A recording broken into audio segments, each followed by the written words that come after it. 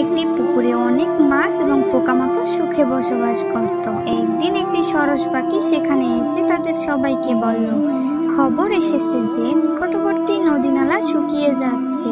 এর ফলে তোমাদের এই পুকুরও খুবই শীঘ্রই শুকিয়ে যাবে। তোমাদের যদি বাঁচতে হয় তবে আমার পরামর্শ শোনো। সবাই ভয় পেয়ে গেল এবং সরস পাখির কাছে সাহায্য চাইতে লাগলো।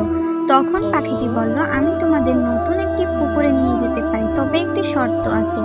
আমার পিঠে বসার সময় বা আকাশে থাকার সময় কেউ কোনো কথা বলবে না, একটুও শব্দ করা যাবে না। সবাই তার কথা মেনে নিল। পাখি একে একে মাছ ও পোকামাকড়দের নিয়ে যাওয়া শুরু করলো। একদিন একটি কচ্ছপ তার পিঠে উঠে নতুন পুকুরে যাওয়ার জন্য প্রস্তুত হলো। আকাশে উঠতে থাকা অবস্থায় কচ্ছপ চারপাশের দৃশ্য দেখে বিস্মিত হলো। সে ভাবতে লাগলো, এত সুন্দর দৃশ্য, সবাই কি করছে? হঠাৎ নিচের লোকজনের শোরগোল শুনতে পেল। তারা চিৎকার করছে, আকাশে কচ্ছপ উঠছে।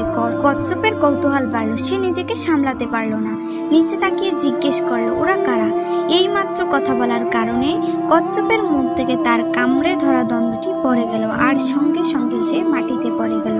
দুর্ভাগ্যবশত কচ্ছপটি বাঁচল না।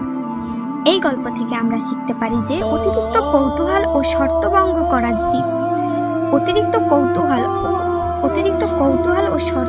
করা বিপদ ডেকে আনতে পারে। আত্মসংযম সবসময় গুরুত্বপূর্ণ।